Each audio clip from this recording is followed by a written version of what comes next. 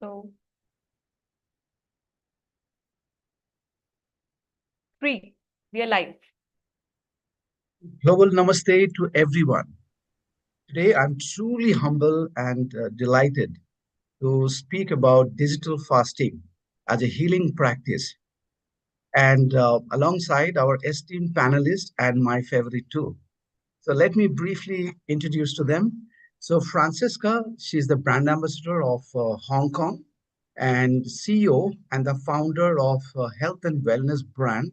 It's called Philosophia Botanica, and she is a dedicated Chinese medicine practitioner and educator. So, and Mr. Hilton Livkins, he is the brand ambassador of Vietnam and the general manager of Via Cruises, Ha Long Bay. And the best part is he's a visionary and passionate about environmental wellness and sustainability. And my name is Ram Chatterjee, and I'm the brand ambassador of Thailand. So I'm going to do a moderate with these two fantastic panelists, which I have with me. So my heartful gratitude to our founder, Dr. Rekha Chaudhary, for her inspiring vision and her invaluable contribution across the 78 nations. So, on 10th December, if those of you do not know, the the world is celebrating the World Digital Detox Day with 78 countries. So we are growing every year. So before we start, since it's a health and wellness subject, I would like to start with a small prayer. So this prayer actually is a universal peace prayer for health, well-being for everyone and everything in the world. So can you just do a namaskar and keep your eyes closed? So it's a peace mantra.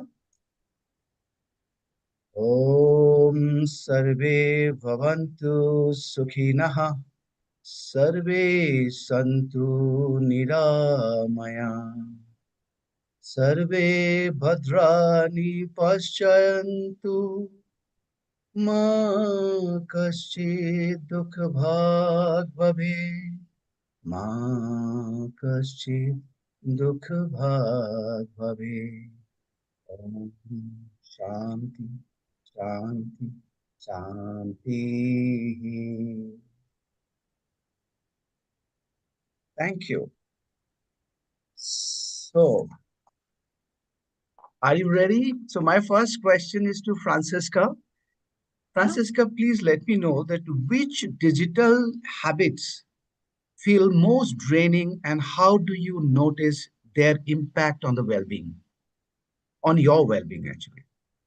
Great question, Ram. I would say the mobile phone, 100%, is constantly with us, 24/7, always present, notifications always on. Compared to what it used to be in the past, we are always available. Once upon a time, you would work Monday to Friday, or you would take the day off, or Monday off. Off means off. Off no longer means off, whether you work for a hotel, for a spa, you work for yourself. I'm an entrepreneur, I work for myself. My children often tell me off, Mummy, your phone is always in your hands. My answer, I have to, this is my business. So a digital detox, personally, I think it starts with us, and then it's our job to create awareness with our own children since a young age, but it has to start with us. We have to be the ones somehow implementing that detox and teaching ourselves, when do we draw the line? For you, the mobile phone is the great distractor, right? And the draining factor. Helton, would you like to add anything? What's your take on it? Yeah, sure. I mean, we are victims of our own success, and unfortunately, Very well said. the more successful become, the more we become dependent. Francesca mentioned that she has her own business and that she needs it, Right. and it's really it's a terrible situation to be in because we all actually need our phones, and yes, we've become communication freaks, which in a way is very productive in certain times. But I think as we progress into this conversation, we're going to realize that, are we just answering emails, or are we scrolling for an hour on things that have got nothing to do with it, with anything that we are interested in, but we become interested in? It's a very, very difficult thing to answer. I think we need the tools. This tool is incredibly effective to help us do our businesses. And you mentioned hotels, which I'm in. And yes, it's a 24/7 because things happen. And if you know your phone is on, you are not at peace. You are not in a well-being state because you know that phone can ring or that message can come in at any time. And that is very dangerous. And we can delve deeper into that. And unfortunately, that's pretty much where we all stand today. From a professional perspective, if we take it into a social perspective, that's another whole avenue as well. But it's not an easy question to answer because, we're stuck in this cauldron and we don't know how to get out. Sure. We So, are so very my, much so. No, yes, please go please. ahead. No, So go ahead. So, Francisca, my second question. So, if you can help me to, people, like what challenges do normally people face when practicing digital fasting, and how can they overcome them? So, what would be your suggestion? Because a lot of us, like as Helton mentioned, that it's so much of distraction, but it's need. It's as a burning need for us that we have to have a phone. So when you're talking about asking them to for digital fasting, so please enlighten us that how they can do this. Again, this is a very, very difficult question to answer in a way. I try to implement that starting with myself and my teams. It's an addiction. I find myself suffering from emotional fatigue, actually, when I'm not near my phone. Emotional in the sense, what's happening? Do I know what's happening in South Africa? Do I know what's happening in Italy? I run the company in different countries. Do I know where my children are? Bringing back the social together with the professional. It's awful. It's terrible. But I agree with Hilton. We are living in the era of technology, AI. Everything is evolving. We need to evolve too. But I think we need to find a common ground. We need to find a balance because this is definitely not healthy. So in terms of an emotional detox, what I tend to do, for example, with my family on Sundays, I can't say that it would be like a 24 hours detox, but we try to be active. I'm married to a South African, so we're very much into hiking, swimming. The children might not be as much into it, but living in Hong Kong is pretty easy because of the beautiful nature. So we try to implement movement as medicine, put the phone away. I am guilty though. I must say every once in a while it's like, guys, hold on. I really need to answer to that email. So this is something that I'm trying to do to myself. And that to me is also emotional fatigue. They're constantly thinking, I am in nature. However, am I missing out by not answering to that email? I feel I have something to add on this because we are not saying that we are not going to use the digital devices because we cannot function it. So we would like to use it, but what you can do, unnecessarily browsing. Normally people start browsing unnecessarily hours after hours. So that is not going to give you anything other than headache, anxiety, depression, and feeling low and drained out. So even if you stop that unnecessary browsing, even if you say to yourself that, okay, in the morning after getting up, I'm not going to touch the phone for at least for start with a few minutes, then start with 1 hour. And before going to bed, if you decide, okay, I'm not going to see because the blue lights, it's actually very harmful. It comes from mobile phone. It delayed the melatonin release, and therefore you won't get sleep at night. So these are the things. Even if you take a small step every day, I think is going to be a great detoxification, and you feel more energized, more refreshed, and more like a up to the life. It's not that you're going you are more of in real life than the real life, right? Very Elton, much. anything for you want to add? Well, I can go on for a long time, but I know you have other questions. You touched on the 1+1+1, which is something that the World Right. Digital Detox Day, what we're trying to achieve. And yes, you're 100% right. It's not a big deal to spend 1 hour off your phone in the evening, or 1 hour off your phone in the morning, or 1 hour when you go to lunch, or 1 hour a week, or 1 hour a day.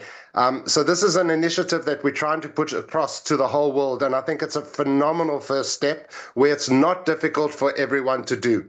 I'll throw a statistic at you guys, which is very, very scary. Generation Z globally are spending an average of 9 hours a day on their phones. That is a scary statistic. That is a very, very scary statistic. When you consider that most of the people around the world are working on an 8-hour or a 9-hour shift on average, Gen Z are using their phones for 9 hours, and Gen Z are not necessarily working in a professional manner. That's a very, very scary statistic. And you mentioned that, people just scroll and look at their phone, and this is what's happening. And that is what's affecting people. When they go to sleep at night and they're lying in bed in a supposedly premeditative state, and they scroll through a phone and they find out that some famous Bollywood or Hollywood actor is getting divorced from his girlfriend because she was caught with drugs, and suddenly they can't sleep anymore. What's the story? And that's governing our lives, and that is something that we can control. And you're 100% right. It's not a question of us saying switch off your phone and stop, because those emails will still be coming. Those children messages or those business messages will still coming, but we have to find a way of managing it in a better way, and not creating this whirlwind inside our minds, which is actually useless, because it's not going to change anything. And I foresee another issue, because nowadays people are more and more dependent for each and everything on the internet. Even any information you need, instead of reflecting yourself, instead of trying to find the answer within yourself, you always depend on the internet, ChatGPT, AI, everything. So your brain is not getting utilized. You're not getting function. You are limited amount of percentage you are using. So I'm scared that if you do not move for half an hour, you can feel there's a numbness in the hand. So imagine 24 hours time, your brain is not generating new ideas. You are not getting food for thoughts to the brain. You are continuously depend on the information from outside world, which is effectively less utilization of brain can be dangerous. Absolutely, and especially for young children, starting at a young age, all the way to teenagers and so on. And imagine if you have to survive without phone, you cannot function. You had no idea, because your whole being is with the cell phone and the internet, and you will have no idea if something goes wrong in your life, how to fix it. You will always find the phone to fix everything, but that's not the way our life is designed, unfortunately. So that is what I say. It's a great initiative, and people like you, and you are motivating and understanding the situation to the world. I think the more and more things are happening, we need to be more active. So Hilton, can I quickly jump in before you ask the next question? Sure. I'm going to be the devil's advocate here, and I'm sure a lot of people will agree. The world has changed. Let's face facts. When I grew up, I didn't have ChatGPT. I didn't have the internet. I went to the library to look for something. And I have children as well. And yes, you mentioned that their world revolves around the internet and the information. But if I give you an example of my children, my son is asking me things I have no idea what they are. My son is asking me questions about things that never came across my eyes when I spent 12 years at school and then another 6 years at university. And these things he's finding on the internet. And then he's delving deeper into it with ease, with a lot of ease. So he's finding out information, or they are finding out information that is a lot more than we had when we were growing up. But again, going back to the point of our whole digital detox concept is, how do you manage this? You mentioned that if the internet stops tomorrow, what are these people going to do? And that is a phenomenal point, because when we were growing up, we could still go to the library or pick up a book. But if the internet does stop tomorrow, this whole Gen Z are going to literally be stuck, because they don't ride skateboards, they don't ride motorbikes, they don't go outside and ride, they don't walk in trees, they do it all on the phone. So it's very interesting to look at it from that perspective, is if tomorrow someone pulls the switch, we will have a lot of people that will be completely blind, completely blind. It's Absolutely. true, Hilton. But coming back to the initial conversation, for me, it's like, don't just take it away from them, show them another way. So I have to Correct. force my children to come on that hike, just being in nature, re-energizing, whether they like it or not, it is affecting the brain. You know, unfortunately, I mean, we can only but create awareness here, but it starts at home. We will need to kind of guide them through and learn along the way with them as well. So there is no denial that, the internet has given us many things. We cannot, even today, we are using the internet to reach out to the Yeah. world. So there is no denying factor. So this is an irony. But what we're trying, not to excessive use of the internet, the cell phone, because it's damage to your health, and it is scientifically proved that how much it's damaging, and you are getting isolated, your anxiety level is increasing, you are fully dependent on the screen. There are a lot of people, they do not know how the real life is.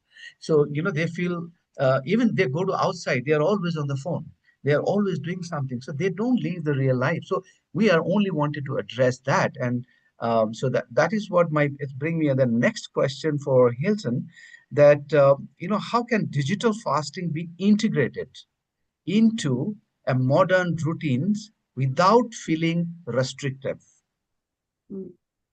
One of the things I've done in the past couple of hotels that I've worked in is I've taken away telephones from meetings.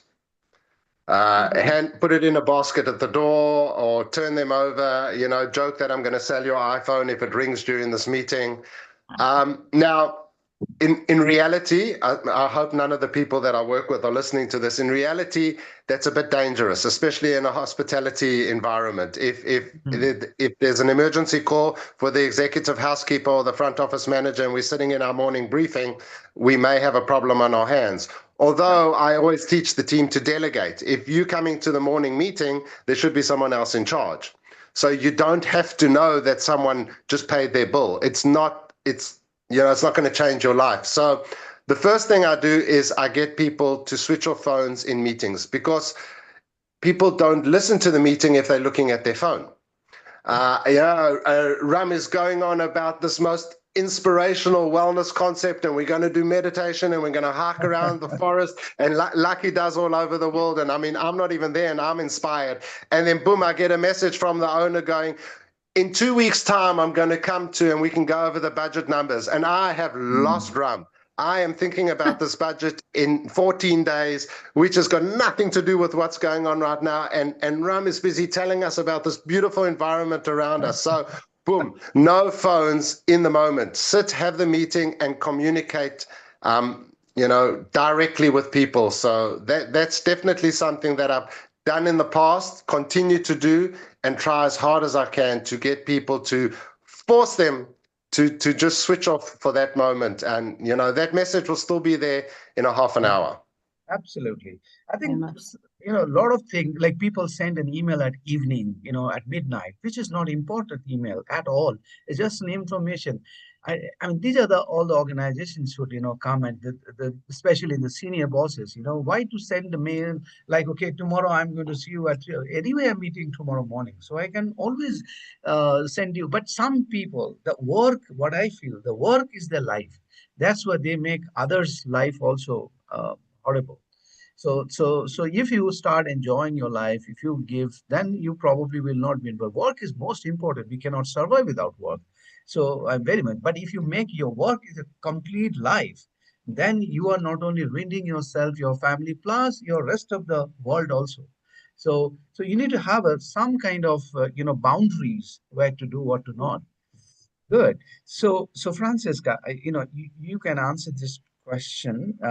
With everything moving today is online, right? So even education, How Yeah. can children learn to keep a healthy balance with technology?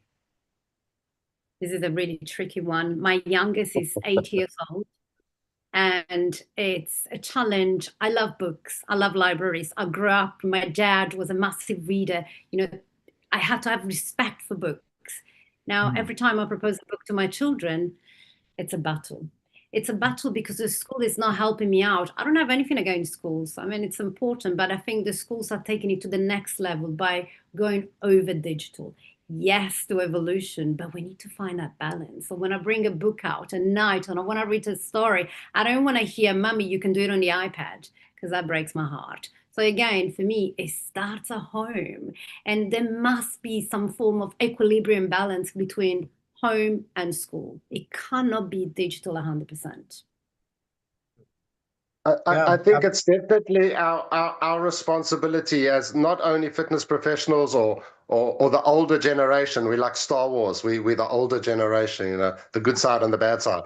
But I think it's definitely our responsibility to let this new generation know that there are two sides. And yes, one side is good.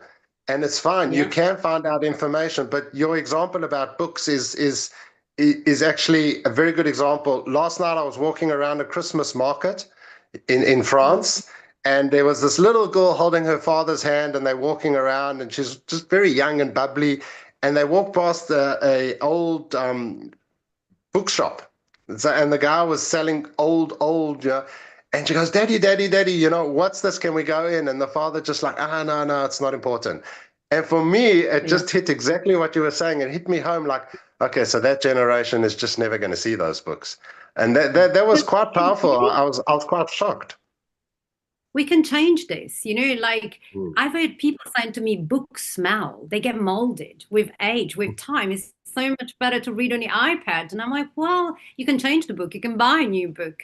But I don't know. I think, again, it starts at home. We have to implement this at a young age to find that even kind you of know balance. some before in the hotel industry, people used to give a sketch pen, the drawing pencil, everything. But now it's everything moved to an iPad. Yeah. So it's a uh, something. It's like somebody who's sensible definitely can make a change because it's very convenient.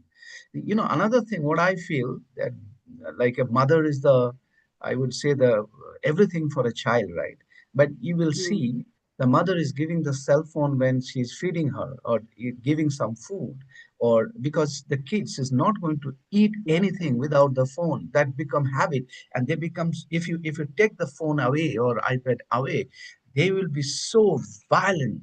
So that is what we have, and mother has created this. So maybe they didn't realize that no mother will Yeah. do such thing, but they didn't realize just because it's a convenient way of giving the food.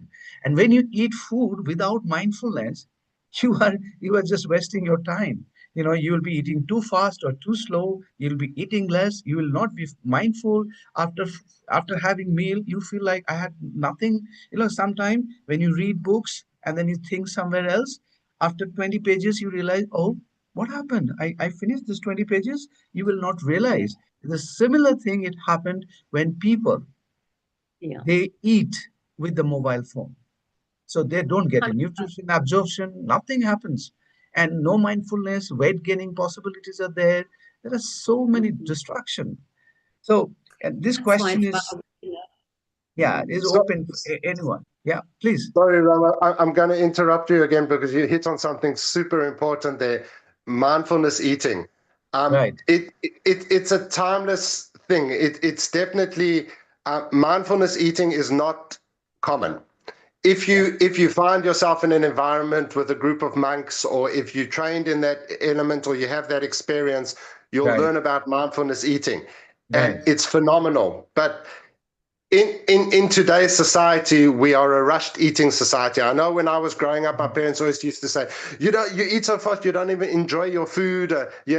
What's the point? You're just gobbling it down, Mhm. which is a very, very small kind of mindfulness eating. But I think a really good answer for me, or a takeaway from just the first 30 minutes that we've been talking about, if we could teach people to appreciate food and eat in a mindfulness manner, like it has been done and still being done, would definitely tick a lot of boxes in terms of digital speed, in terms of technology, in terms of not concentrating. I think that would be really something that I might add to my next list, from no phones at Cafeteria. meetings to no phones in the cafeteria. Although Yeah. the cafeteria is supposed to be a place where people can be happy and let loose and enjoy their time and not. So it's a difficult one. But I think mindfulness eating could definitely be something that we could all look into a little Because bit see, more. the food is a medicine. We all know that. If you take a food as a medicine, because what happened is, just two practices. Just take the food and just keep your eyes closed and thank the person who has cooked and thank the person who has cultivated the food for you. And then your entire mind will change, and then you will able to enjoy the meal. You can taste, you can smell, you can feel, everything. But if I'm eating, but my focus, my all the hormone secretion also will not be done. Your digestion will not take place, because it's all chemicals is not released, because you're not tempted with the food. You are not loving it. Your focus is on the phone. So that's a horrible condition. Like, even the people who sleep with the phone and who eats with the phone, it's a two super dangerous thing. And this can be avoided today itself. You don't need to do any rocket science to do that. So I hope those who are listening to us, and they will practice, and they will feel that the life is can be so beautiful. So anyone, you can answer this question, that what emotions surface when you disconnect the digital devices for a period of time? What do you think? What kind of emotion surface will when you disconnect from digital? Fatigue. For me, it's fatigue. I realize that the fatigue Absolutely. takes over because you're so active. As a Chinese medicine practitioner, I can tell you, we live in such a young, fast-paced society. You don't Sure. realize the same with eating, the same with exercises, dealing with your teams, your children. I find that as soon as I put my phone down and I disconnect, I'm tired. The brain all of a sudden is like slowing down. I think you said it so right. Someday even we do mistake. Being an ambassador, being an advocate of the digital, we do sometimes scroll. And then after, because we are aware, I say, oh my God, why my head is, because now we are not used to it. We can feel it. Another thing, what I feel is like, even when you're having a meal together with a family, you will see that common picture. Everybody is on the phone, and only the mother is, or whoever is serving the food. Apart from that, everybody is on the phone. I think that needs to change. And I think in a home, I find it very, I do not know how the people is going to take it. You should have like in airport and all the areas, you have a separate smoking zone. You should have a screen zone. So you want to use the phone, go there, use and come back, but no phone on the dining table. If you can just do the small things, because it's not very convenient of standing using phone unless you are sitting and hunching and relaxing. So you can use it for a long time, and also it can damage your posture for a long time if you're holding in the same way. So we should have a screen zone at home at a certain time, that this is the time you want to use the phone. Go to the screen zone and then you come back. I think that is going to be very helpful, right? That's a great idea. Boundaries. Yeah. Actually, I thought of asking many other questions, because maybe one more question will go, and then because I think it's getting too long, I don't want to hold you. So, in what ways can digital fasting support mental health and reduce stress? Mhm. In every single way, just detaching yourself from that phone, from the computer, from the everything, you're already doing wellness to yourself. I am well, just not being in front of a screen. I must say, Hilton, before you say anything, I have a young lady next to me. My teenage daughter has been sitting not far from me, and she's been shaking her head on a few comments, and she's been nodding a few Oh, comments. Oh, Shall we bring her in and spice it up and ask her a ah, couple of where is questions? she? Let me She's say. right next to me. Hi. Oh, oh, hi. What's your name? I'm Lily. I'm Lily. Hi, Lily. Welcome. Hi, Hi. Lily.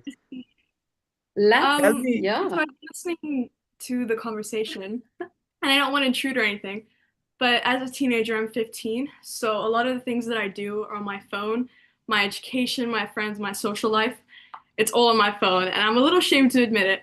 But after listening to the conversation, I just wanted to ask how, well, I mean, I think essentially what I'm asking is how would it be possible? Because at the end of the day, it sounds so easy to do a digital detox, but like I said, my life is on my phone. So I just wanted to ask, how would it be possible to really do a digital detox for people of my age, and make it effective? Wow. Let me give you an example. Th-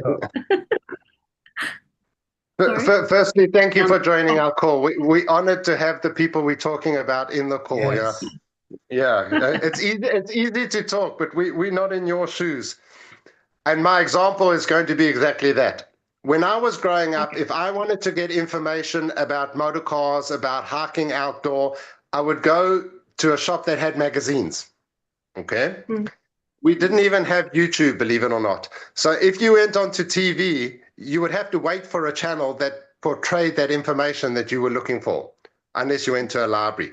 But we had, and I've noticed here in France, they still have them, is places where they sell magazines. So you go into the shop and you pick up a magazine about cars and you read about cars. So you would spend maybe 15, 20 minutes looking at that, and maybe you would buy it.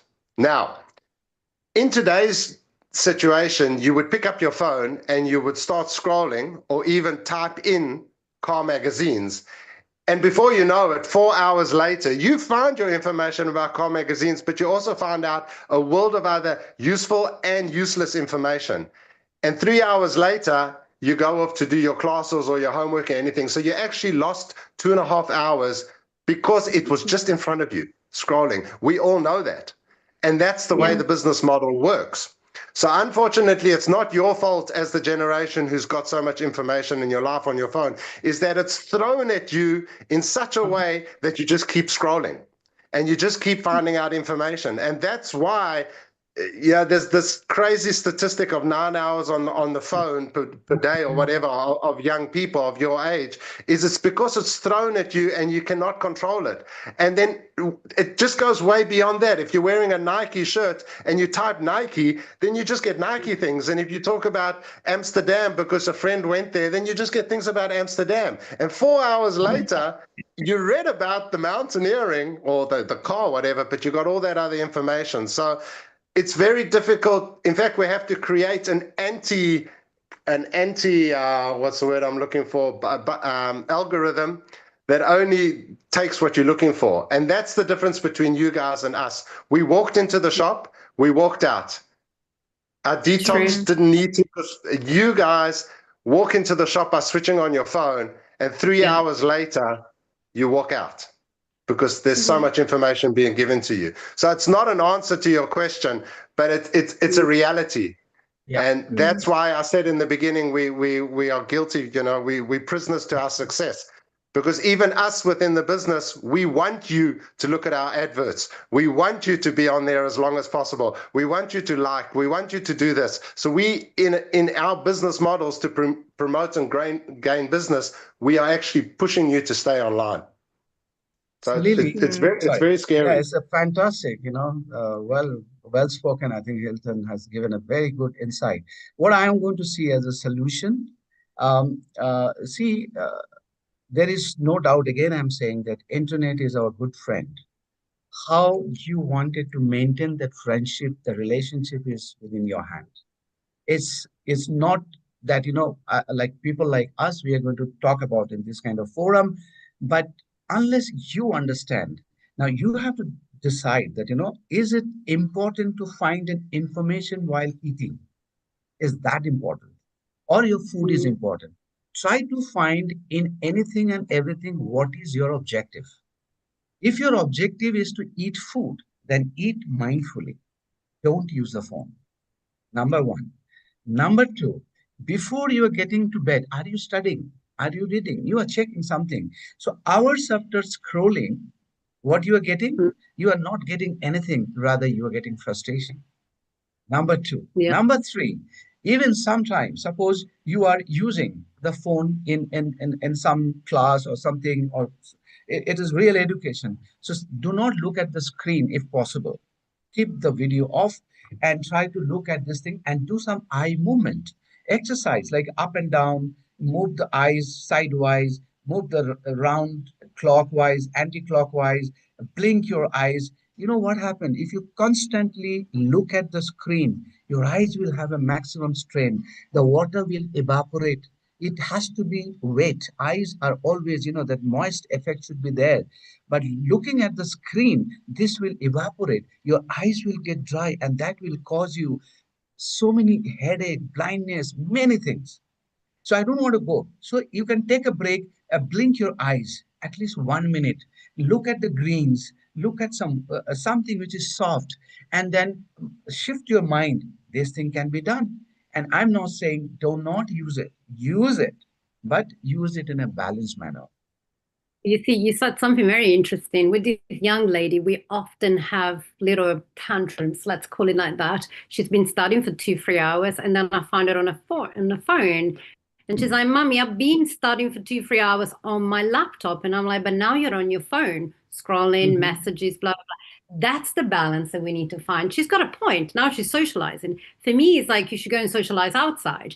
But not all the kids and the teenagers will be outside like we used to do, Hilton, running around playing basketball or cycling or skateboarding. I mean, this poor child, yes, she's been pushed into every single activity. That's why she doesn't like her So parents Lily, anymore. I hope you are convinced that this solution can be taken. What's your take? Are you okay with the answer? I think, yeah. I mean, Be I honest. think, yeah. It's when I bring it up to my friends, because I'm friends with a lot of like-minded people like myself, and I know that I'm very conscious of the time that I spend on my phone, and so my friends and we talk about this, and I think it's easy to say, and it's also easy to do. I think with small little methods like stopping for 5 minutes and just taking, like you do, 1 hour rotation, then 20 minutes off your phone, like a rotation like this. I think it's easy said and easy done. So Right. it's made so hard, said, but it really is easy. And I think I need to start implementing this. So Absolutely. And I try to will. blink your eyes, always blink your eyes. Like suppose I'm on the screen. Now I'll just move, and then, you do this blinking. So that will help you. It is actually you're balancing your system. So you are Mm. regenerating. So it is not constantly looking at the screen. So take a small break and see what is necessary, what is unnecessary. And you are the best judge of your life. No one else can teach you. But if you are aware, then you will realize that your life is much better, because you are driving your life. No one else is driving. So nobody will know what you are going through. So if you have to go to 2 hours on the screen, be it. But after that, what you do is makes a huge difference.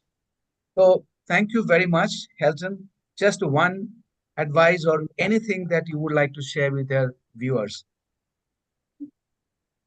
Be more active, be less screen time, be more active, be physically active and less digitally active.